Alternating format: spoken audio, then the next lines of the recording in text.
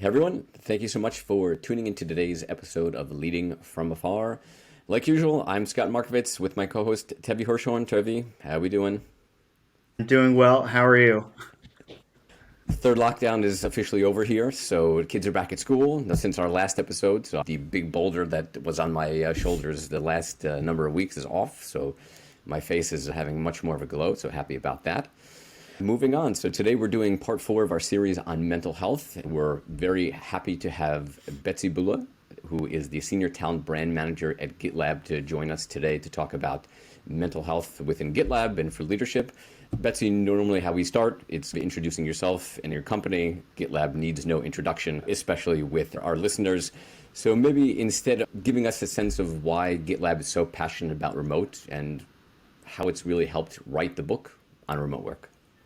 Thank you so much for having me. I'm Betsy. I am Gitlab's talent brand manager based in North Carolina and have been with Gitlab just over 2 years. For those who know, Gitlab is the world's largest all-remote company. We now have over 1,300 team members across 65 countries. So we've grown a ton in the last few years, and it's been a really exciting time. And we've been all remote since our founding year. So back in 2014 is when we went all remote and grew from there. And then with the Gitlab tool itself, empowering remote teams, it's just something that's been at the foundation of everything that we've done. But our passion for it, I think, comes from the combination of it being this huge benefit for our team members, but also the competitive advantage that it gives the business. We did hire a head of remote back in 2019 prior to all of the pandemic and remote work becoming so top of mind this year. Our all remote team has been very busy this year, but we do have a number of guides, resources, and studies that we've done recently that we hope will help other companies and teams in making that transition or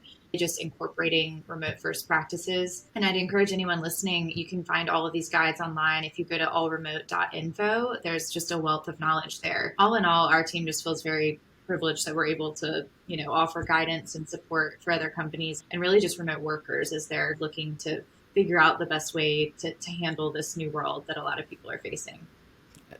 That's amazing. I'll include that link in the show notes. Thank you. And thank you for GitLab for being so forthcoming and sharing the information. When COVID started, a lot of the remote leaders, including myself, were very interested in sharing that wealth of knowledge that we've had in building teams and companies, saying, hey, the world, you're joining us, whether you wanted to or not. Here's some experience, here's some tools, here's some knowledge of how to do it the right way versus just going and doing it. The first question I have is, how might working remotely be better for someone's mental health? And what are the mental health challenges that might exist in a remote culture that aren't necessarily found in a regular co-located company?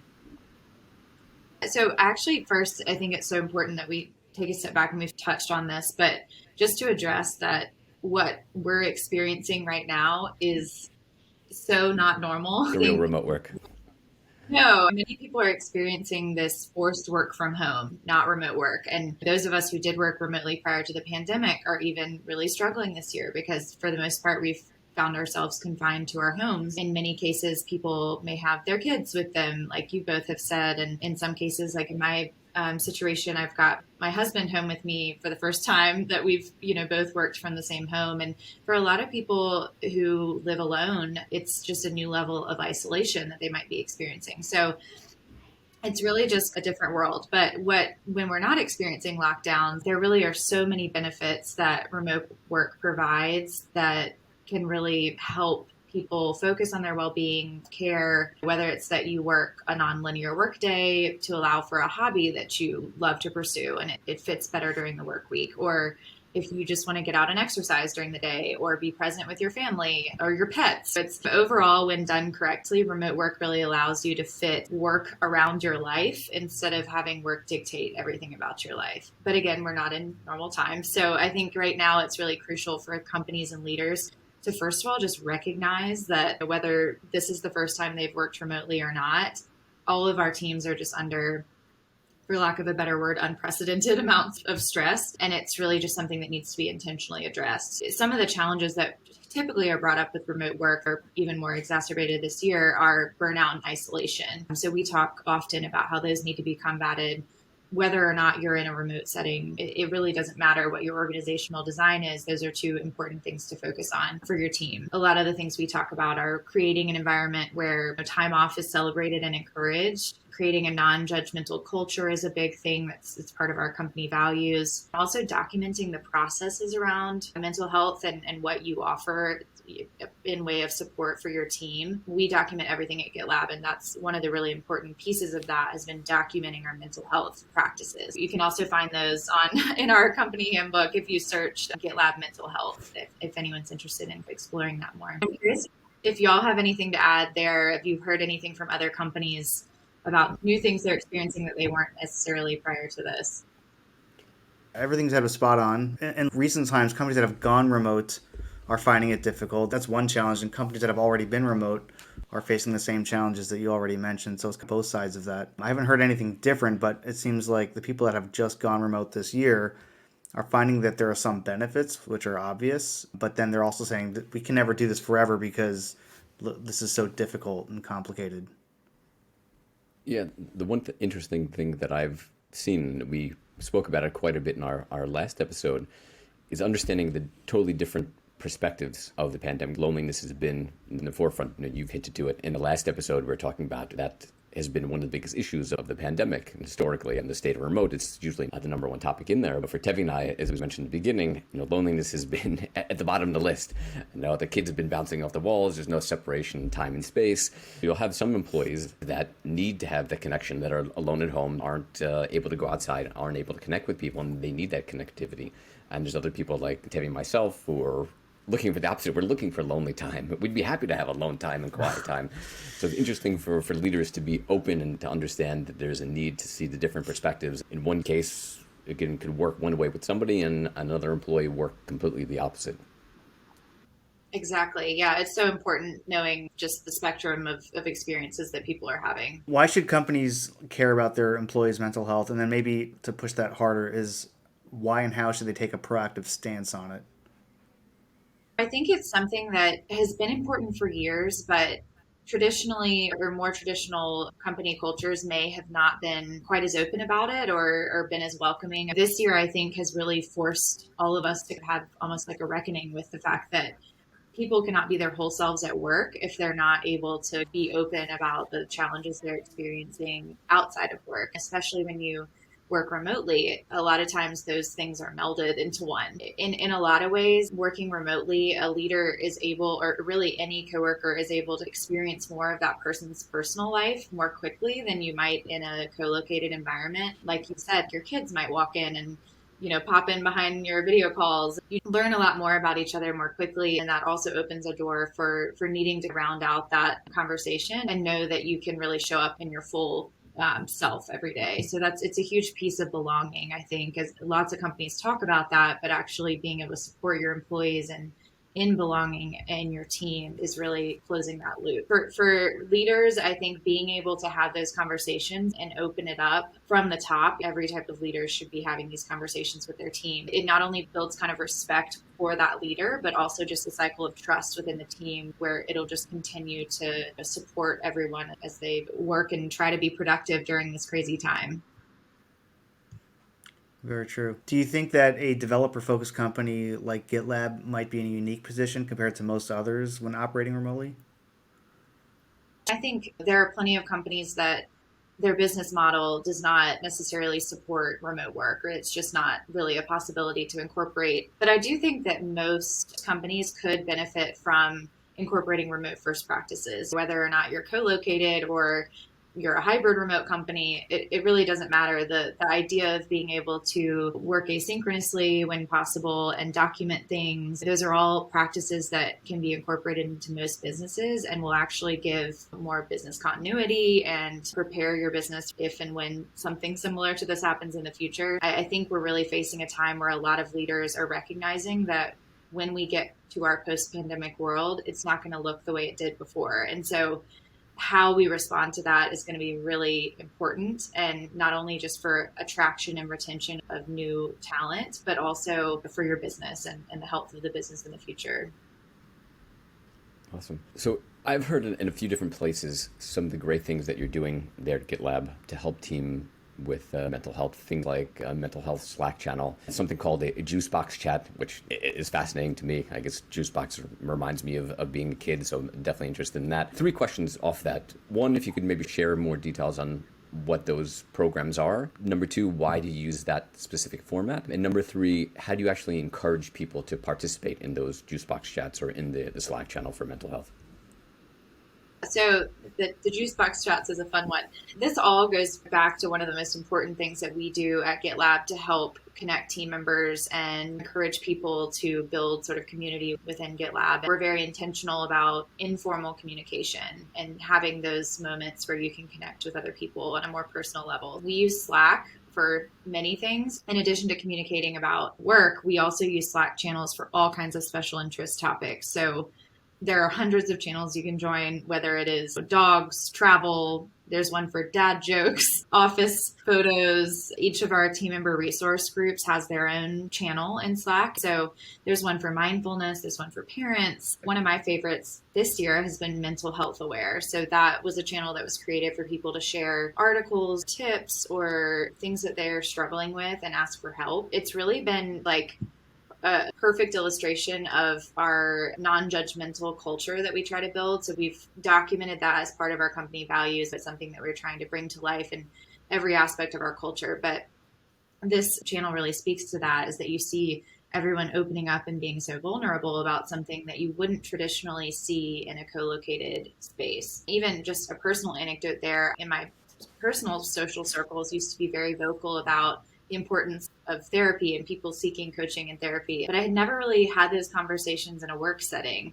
Then when I was at Gitlab, having this channel and seeing people open up and really discuss that type of topic openly encouraged me to then discuss it. I've even gotten to the point with my comfort level of the topic internally at work that on my Google Calendar, the event from seeing my therapist every other week is public. So I'm totally comfortable, just like with a doctor's appointment, with everyone knowing where I am at that time every week. It's just a really freeing experience to know that's welcome and encouraged and that it's just not a taboo conversation.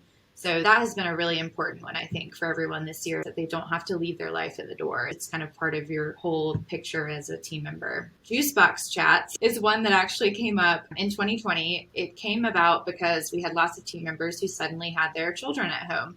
And we welcome interruptions. Pre-pandemic, when people pop up, we ask everyone, oh, tell your child to say hi. So it's very welcome. But I think what we were struggling with is everyone's like, my child is so bored. Is anyone else's kid want to just get on a Zoom with my kid and talk about whatever? We had a few people do those pairings at first, just ad hoc. It grew from there. At Gitlab, we have coffee chats that are between team members. If people just want to hop on a Zoom with a team member and chat about life or whatever the topic may be.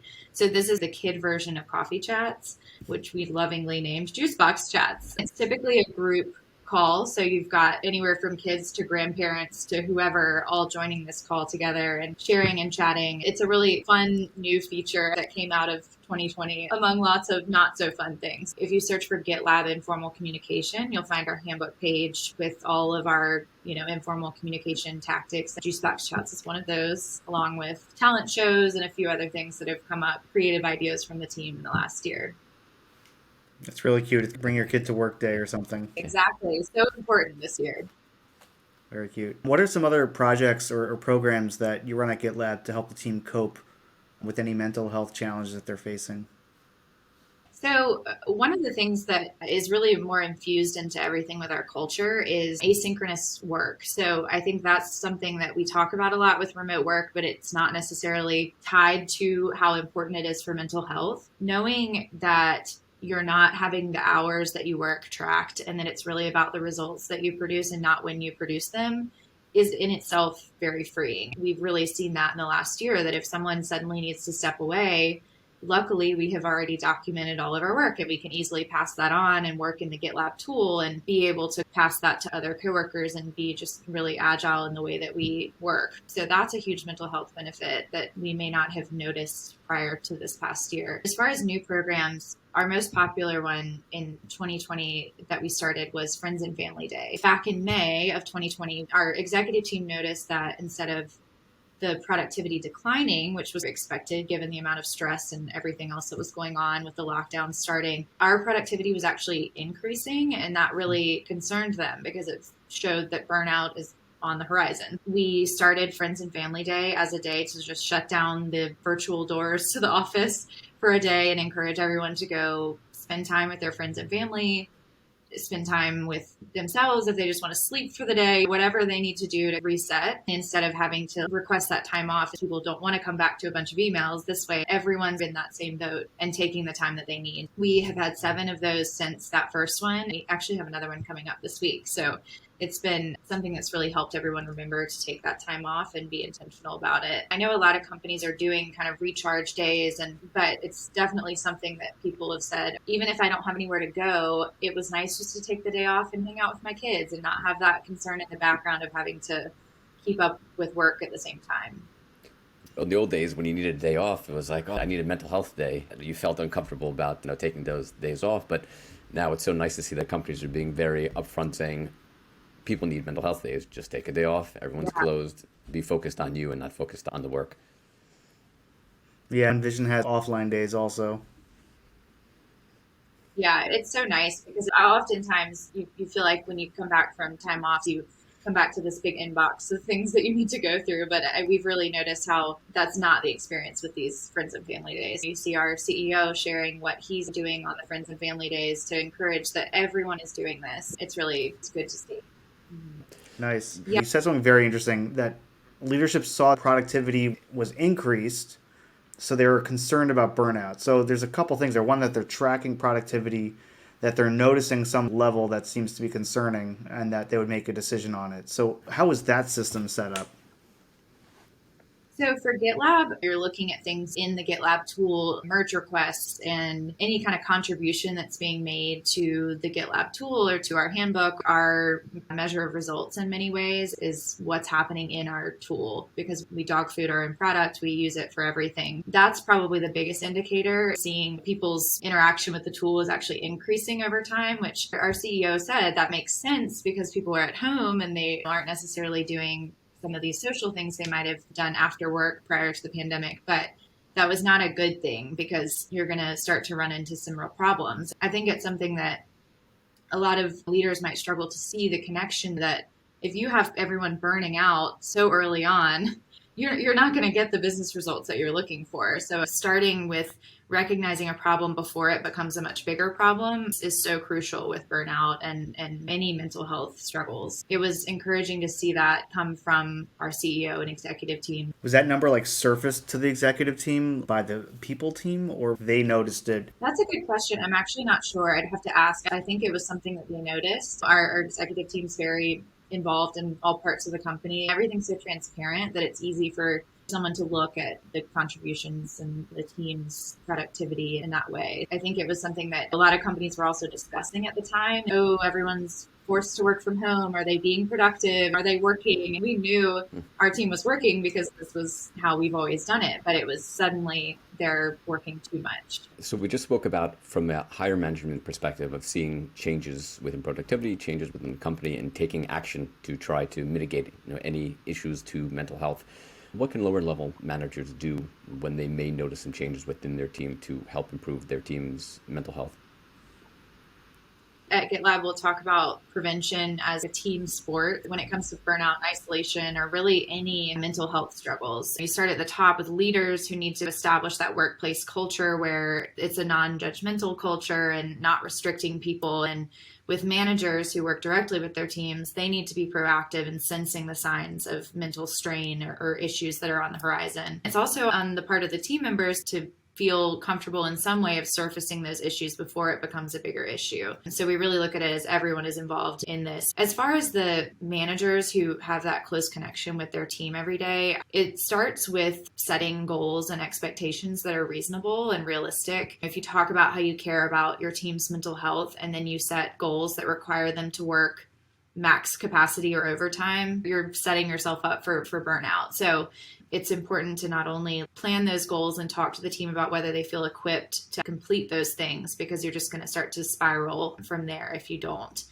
One thing that I think is really important is also setting boundaries as a leader and then modeling that for your team. Whether it's that you put on your calendar that from this time on is my family time and I'm not reachable, or it's that you put that you're at the gym at a certain time or working out or spending time outside. Really being transparent about what those things are that you're blocking out that are not related to work, and modeling that for your team is so important because it creates this level of, we're not just talking about this, we really mean it and we do it. One thing that's interesting about documentation, which is something that we're so passionate about because it helps us work asynchronously, documentation also really alleviates a lot of stress and mental health connected concerns. If you as a manager have documented your expertise well, the things that you do and the processes, then if you're taking time off or you're asleep, it relieves some of that stress and kind of creates a sense of calm among your team that they know they can access the information they need even if you're not there. So that piece is not talked about as much, but I think it's really important. Then there's also just with asynchronous tools, we all know the fatigue that comes from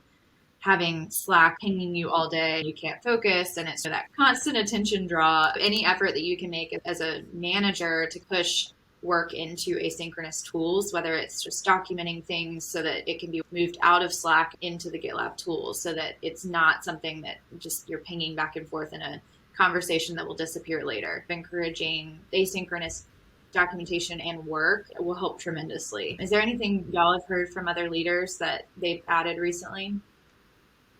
I'm not sure. I haven't heard of anything out of the ordinary different. It seems like remote companies are doing a lot of that.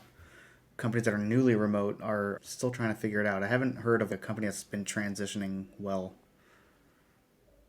For my side, it's something that I've done for a long time. I've been speaking a lot about it, especially with the companies that I mentor. Leaders doing check-ins at least once a week with everyone on their team. Just a mental health check-in. How's everything going? What's going on? That was related to my next question. With all the fantastic documentation that you already have, perhaps you may have a template for leaders, what that kind of format of where they should be asking those one-on-one check-ins. What do they share? What kind of questions do they ask? For me, it's very important that leaders are on top of it. It's not on a bi-weekly meeting. It's not in a team meeting that happens every so often. It's being very upfront about having those opportunities to connect with the team at least once every single week.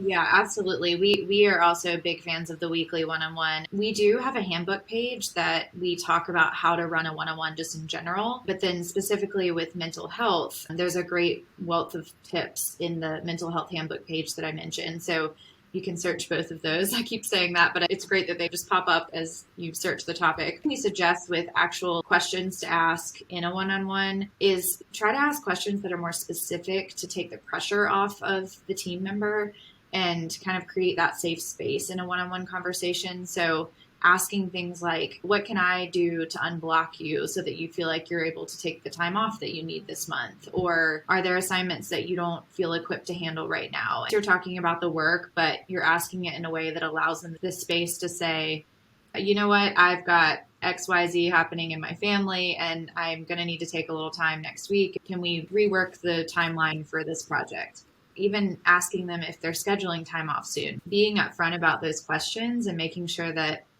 the team member feels like it is a safe conversation to have is a great first step. Then just recognizing that even if you create that safe space, not everyone has that level of comfort for being that vulnerable in a one-on-one conversation. So we are very careful in how we look into the questions we're asking in pulse surveys and sentiment surveys that our people group sends out. So this most recent one, we were sure to ask questions that were very specific about how people felt about the support they were getting from Gitlab, from their manager, from their team during COVID, and what we could actually do to improve that. Instead of just asking, do you like working here? It's much more, how can we actually help you right now? What do we need to be doing? Having a spectrum of feedback options for people who have different comfort levels is definitely a great route. That's awesome. I guess it takes a lot of nuance and empathy to come up with the right questions to ask. Do you have training for managers and leaders to pick up on that, or are you just very specific in your documentation? It goes back to the documentation for sure. We do have a learning path that's part of our learning and development platform that's all about mental health. We actually had a mental health awareness week at the end of 2020. We noticed that we had lots of options for people to help support them, but a lot of people just didn't know about them. We wanted to create some awareness around it, help managers understand how to have those conversations, and give our leadership the opportunity to share their journey with mental health. So we had some live speakers and more formal forums for people to discuss those topics. From that, we created this learning path. So it's something that's also in the handbook. If anyone wants to look at that page and replicate how we're training our team members to recognize these different options that are available to them, I definitely recommend starting there. I feel like this year, we're going to start to see a lot more training opportunities and things that are specifically meant for leaders to help them ask these questions, because we're in this phase, this new chapter of the world where leaders are starting to realize in all industries, in all types of companies, that this is an important conversation to have. Any advice for leaders on how they can handle their own mental health challenges? It sounds like you have a lot of guidance for how they should work with their team, but what about for themselves? Yeah, this is very important because the pandemic, for the first time, we've seen a mental health challenge or something that everyone is going through, every single person in some way. We are going through it in different ways, but we're all going through it. Whether you're a manager or an individual contributor, the stress and anxiety, don't care what your job title is. Being transparent and knowing that you as a manager are a person just like your individual contributor on your team is, and following the advice that you give. It's easy to tell your team, hey, you should take this time off when you're feeling really burnt out this 1 week. But then if you don't do it yourself, not only are you not serving yourself, but you're not serving your team. They're also going to start to think that you're just saying these things and you don't actually mean that they should take their time that they need. If you feel like you need time off, take it. Go be with your family for a day. Tell your team that you're doing it and why you're doing it. Not just, I have this vacation day scheduled, bye. Being transparent about it and creating that safe space not only lets your team get to know you better as a person, but as a leader, it builds respect and opens up the door for everyone else to act that same way. It's an important one because it's a very rare thing that everyone's experiencing this same type of crisis all over the world. It's not something that's just happening in one region or one country. It's more important than ever. Yeah. The last question that I have is, we've spoken a lot about the different projects and programs Gitlab runs to help with mental health. Are there any specific employee benefits that you offer? It could be access to telemental health or reimbursing for therapy appointments, anything specific?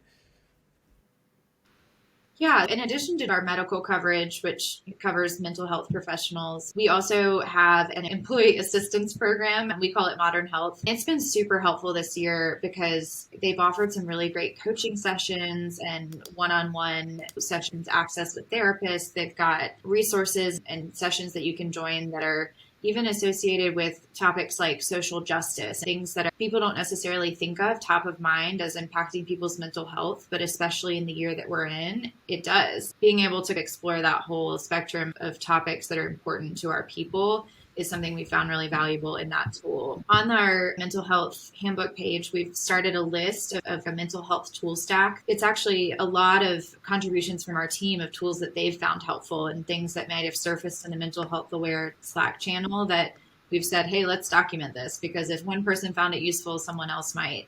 Our no ask time off policy is a really big one too. It's really not something that we just use for recruiting tactics. It's genuinely something we encourage. And if they need the time off, to let their manager and their team know and then just go. They don't have to request that it be on this certain day. There doesn't have to be a reason for that time. They don't need to be going on a trip. It's just whatever you need, put it on the calendar and go. So that's a benefit that I think has been incredibly useful in this past year. Amazing.